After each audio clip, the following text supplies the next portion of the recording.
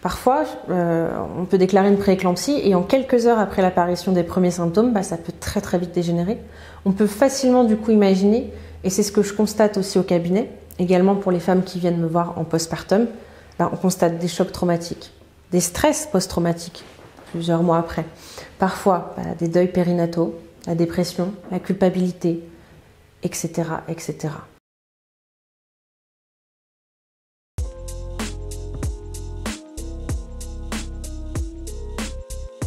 Bonjour à tous, je m'appelle Morgane et je suis psychologue clinicienne psychothérapeute. Aujourd'hui, en 5 minutes, j'aimerais vous parler d'un sujet qui me touche particulièrement, professionnellement, mais aussi personnellement. J'ai moi-même été touchée par la prééclampsie. C'est un sujet peu connu et qui pourtant, en mon sens, mérite beaucoup plus de lumière. Et c'est principalement pour ça qu'aujourd'hui, je tente de le faire à travers cet épisode. En gros, moi j'aimerais vous parler de ce qu'est la prééclampsie en 2 mots et quelles peuvent être certaines des conséquences psychologiques. La prééclampsie est une pathologie de la grossesse qu'on a encore du mal à détecter sur le plan médical. Et j'aimerais parler de certaines conséquences psychologiques, bien qu'aujourd'hui, aucune étude n'ait été validée scientifiquement à ce sujet-là. D'où la nécessité de porter ce sujet-là aux yeux de tous. Moi, je me baserai donc sur mes compétences cliniques et surtout de ce que je peux observer du coup avec mes patientes au cabinet. Ce sera imparfait, ce sera court, car j'ai que 5 minutes, mais je vais tenter de faire le challenge d'être la plus claire et la plus juste possible. C'est parti. Tout d'abord, très rapidement, et vous devez le voir à mon t-shirt, alors je vous invite à vous rapprocher de l'association Grossesse Santé contre la prééclampsie, qui œuvre tous les jours à effectuer des études, informer, témoigner, etc. pour pouvoir soigner cette pathologie. La prééclampsie, c'est quoi ? Eh bien en fait, c'est une pathologie de la grossesse qui arrive le plus souvent au 3e trimestre. Tout du moins, c'est là que l'on arrive le plus fréquemment à la détecter. Elle associe HTA, donc hypertension artérielle, et protéinurie dans les urines. Ensuite, ça peut évoluer vers soit un œdème aigu pulmonaire, soit une HTA très sévère, soit un HELLP syndrome, une éclampsie, un hématome rétroplacentaire, un retard de croissance intra-utérin, une diminution du liquide amniotique et parfois la mort fœtale in utero. J'ai conscience que c'est vraiment pas drôle d'entendre parler de tout ça, mais c'est malheureusement une réalité. La prééclampsie, elle touche 5% des grossesses en France, soit 40 000 femmes chaque année. Et cette pathologie de la grossesse, c'est la 2e cause du décès maternel et elle est responsable d'un tiers des grands prématurés. Vous voyez donc bien ici l'importance et la gravité de cette pathologie si elle n'est pas prise en charge. Car pour l'instant, le seul traitement pour stopper celle-ci, c'est d'arrêter la grossesse et donc d'accoucher, et ce peu importe le nombre de semaines d'aménorrhée où vous êtes. Du coup, quelles peuvent être les conséquences psychologiques de cette pathologie ? Elles sont nombreuses et elles varient vraiment d'une femme à l'autre et d'un homme à l'autre. Et oui, car même si ce n'est pas eux qui directement subissent cette maladie, ça n'en reste pas moins leur femme et pas moins leur bébé. Donc ils sont touchés eux aussi. Donc c'est très important de les entendre également. Au cabinet, j'en reçois qui me parlent notamment de leur sentiment d'impuissance et d'écartèlement énorme pendant ce moment où leur femme est par exemple en réanimation et que leur enfant est en néonate. Alors déjà, si on part de l'interruption brutale de la grossesse, parfois on peut déclarer une prééclampsie et en quelques heures après l'apparition des premiers symptômes, ça peut très très vite dégénérer.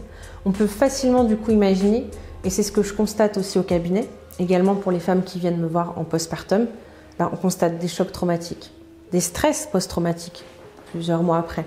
Parfois, des deuils périnataux, la dépression, la culpabilité, etc., etc. Je ne pourrais pas développer ici qu'est-ce que sont tous ces concepts, mais ils pourront faire l'objet d'autres vidéos, d'un approfondissement sur le stress post-traumatique par exemple. Toutes ces conséquences sont importantes. Et je le rappelle, effectivement, ici, très incomplète dans cet épisode, mais voilà, peut-être on peut s'attarder sur ce sentiment de culpabilité qui peut apparaître. Le sentiment de culpabilité, par exemple, c'est « pourquoi ça m'est arrivé ? Qu'est-ce que j'aurais pu faire pour éviter cela à mon bébé ?» On voit bien qu'à ce moment-là, les femmes, elles s'oublient alors totalement. Je me souviens d'une patiente qui me disait en séance, plusieurs mois après son accouchement, elle s'est mise à avoir des idées noires. Elle se disait que c'était de sa faute si la naissance de sa fille s'était mal passée, qu'elle ne savait pas accoucher. Elle pensait même ne pas être faite pour être mère. Finalement, elle a vécu la venue au monde de sa fille comme une épreuve très douloureuse. On constate ce genre de pensée à tous les stades de la prééclampsie. Que l'accouchement ait eu lieu à terme, très en avance, que le bébé eut besoin de néonate, que le bébé y soit mort. Je remarque ce sentiment de culpabilité très intense et qui prend, j'ai l'impression, le dessus. Pour revenir sur l'exemple de ma patiente, après plusieurs mois de thérapie, elle va mieux, mais elle a encore des difficultés relationnelles avec sa fille, notamment lors de la séparation. Sa fille ne supporte pas d'être séparée d'elle et vice-versa. Elle pense qu'elle aussi a souffert des conséquences de son accouchement et de ces mois en néonate où elles ont été séparées. Effectivement, un accouchement traumatisant, et c'est le cas dans la prééclampsie, peu importe si on a été jusqu'à l'éclampsie, ça n'en reste pas moins difficile. Cet accouchement, bien souvent, qui est hyper médicalisé, qui peut rendre passive, peut effectivement, mais pas toujours, fragiliser les premiers liens d'attachement entre le parent et son enfant. On peut avoir tendance à vouloir surprotéger l'enfant, ou bien au contraire avoir des difficultés à s'en rapprocher, parce qu'on peut se dire, par exemple, qu'on peut lui faire du mal. Si on n'a pas pu aller jusqu'au bout de la grossesse, c'est de notre faute. Rappelons-nous, c'est la culpabilité, ça ne veut pas dire que c'est la réalité, mais quand on est dans ce sentiment-là, ça peut créer ces difficultés-là. Pour revenir à ma patiente, elle pense finalement que c'est surtout le regard de la société sur la maternité qui doit forcément être idéal, qui est forcément le meilleur jour de notre vie, qui doit changer. Je partage un peu son point de vue, mais pas que, effectivement. Aussi, et ce sont ses mots, les gens ne comprennent pas qu'on puisse être mère et souffrir. On lui disait par exemple, ton enfant est en bonne santé. De quoi tu te plains ? Elle s'est éloignée à ce moment-là, effectivement, de nombreux amis, nombreux proches à la suite de cette expérience. Donc on peut donc, à ce moment-là, imaginer aussi un isolement important qui peut être vécu et donc qui va venir renforcer aussi toutes les conséquences psychologiques que j'ai citées tout à l'heure. Par exemple, la dépression peut être renforcée si personne ne comprend que même si ça va mieux sur le plan de la santé physique, sur le moral, ça laisse des traces. Une autre idée qui peut être mise en lumière, c'est l'absence des derniers mois de grossesse. Car c'est le cas, finalement, rappelons-le, lorsqu'on est victime de prééclampsie, on accouche bien souvent de manière prématurée. Bien que certaines femmes déclarent une prééclampsie post-accouchement. Et bien finalement, l'absence de ces derniers mois, c'est une entrave au cheminement logique de la grossesse.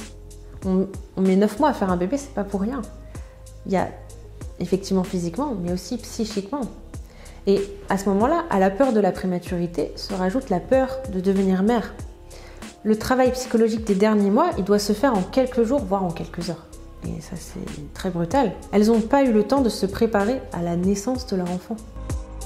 Donc, d'une part, il y a la peur de devenir mère, et d'autre part, il y a le stress autour de l'accueil du bébé, un stress organisationnel, par exemple. J'avais rien prévu, rien de prêt. On voit bien ici que tout ce qui peut être vécu en après-coup, ça peut effectivement venir encore une fois renforcer un état de fragilité qui était déjà important. On peut imaginer du coup qu'une meilleure prise en charge médicale et psychologique postpartum pourrait certainement venir en aide aux mères en difficulté et à leur famille. J'insisterai sur le fait qu'il faudrait un suivi psychologique et j'en ai parlé lors du live du 26 septembre 2020 avec l'association Grossesse Santé. Lorsqu'on m'a posé cette question, c'était y a-t-il un suivi psychologique obligatoire des familles ayant été touchées par la prééclampsie ? La réponse est non. Mais effectivement, il me paraît important de surveiller la santé mentale de tout le monde, de la mère, du père et de l'enfant, finalement de cette famille entière, parfois même avec les frères et les sœurs aussi. Ce que je dirais, et c'est vraiment important dans ces moments-là, quand on est victime de prééclampsie, donc la femme et toute la famille finalement, c'est ne pas hésiter à demander de l'aide. C'est pas une honte d'aller mal. On a besoin d'extérioriser, même quand l'entourage y banalise, même quand votre entourage vous dit ça va, tu es en bonne santé, si vous vous sentez pas bien quand même, n'hésitez pas à demander de l'aide. Ça peut passer par une psychothérapie individuelle ou une psychothérapie de groupe, dans l'idée finalement d'un support qui permettrait d'étayer la parole quand l'horrible, le choc, la surprise a fait irruption. Souvent, le travail de la prise de conscience de ce qu'il s'est passé, de la gravité de la situation, s'effectue dans le postpartum. Les explications par l'équipe médicale et par les proches, à mon avis, peuvent contribuer.